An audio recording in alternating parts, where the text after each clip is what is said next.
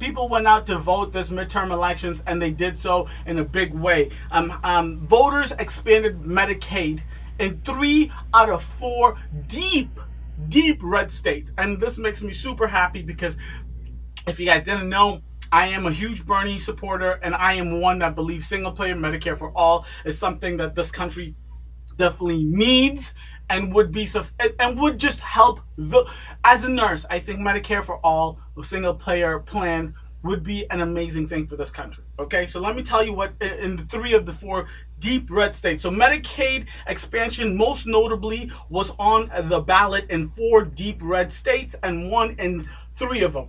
Idaho, Nebraska, and Utah. Let me tell you what the 4 states were and how did they expand Medicaid, okay? So, in Idaho and Nebraska, initiatives were designed to provide for expanded Medicaid coverage to 133% and 138% of the federal poverty line, respectively. And then in Montana and Utah, initiatives propose a tobacco tax increase and a sales tax increase, respectively, to provide funding for expanded Medicaid coverage. And the only state that did not do it, and I told you in the beginning, it was Idaho, Nebraska, and Utah. So Montana did not expand Medicaid. They thought that the tax on the tobacco was too high. If you didn't know, there has been already federal increased tax on tobacco since I think like the mid-1990s. So everyone knows this. Tobacco is horrible. As a nurse, I think it's the worst thing you can ever do for yourself. On top of this, Montana wanted to increase that tax so it would be even more expensive, which I think is a great idea because it would, it would prevent people from getting it because it's so expensive. And they're increasing Medicaid, which is a really, really good thing that is helping millions of people literally every single day. So Montana is the only state that did not do it.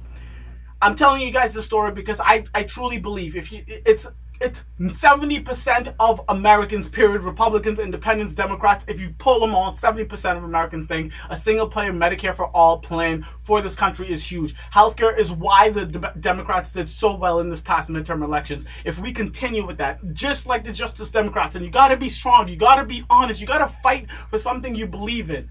I really do think that this is the way that real progressives, real Democrats will move the country to a bluer place, right? I think healthcare is a right for us human beings. And I really do mean human beings. I'm not talking about blue states or red states or people in America, people outside. I'm talking about human beings. Health should be a right, an unalienable right. And I'm saying this not because I'm saying this. Yes, I believe it. But our forefathers wrote this in the Declaration of Independence, and I want you guys to listen to this. I say this every goddamn time, and I need to just quote it straight from the Declaration of Independence. We hold these truths to be self-evident, that all men are created equal, that they are endowed by their Creator and with certain unalienable rights, that among these are life, liberty, and the pursuit of happiness. Understand those, and they put it in a very specific order in which they were geniuses. Literally the greatest piece of written word in the history of the world, I think, is actually the Constitution, but Declaration of Independence is right up there. Among these are life, number 1, liberty, and the pursuit of happiness. Life is a right, an unalienable right, a right given to you if you believe in God, by God.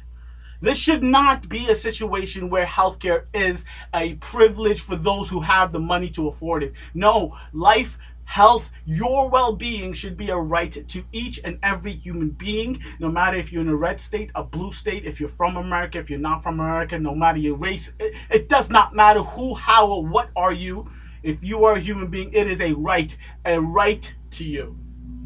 I believe that to the core of who I am, and I do think the best way of getting to that place in a realistic way in 2018 and beyond is a single-payer Medicare for all situation. Thank you guys so much for watching. I really do appreciate this. If you guys were informed or educated in any way, shape, or form by these stories, please hit that like button. If you liked my presentation of the news, I really suggest you subscribe and hit the notification bell so you know every time Q the Nurse drops some hot, fresh press news.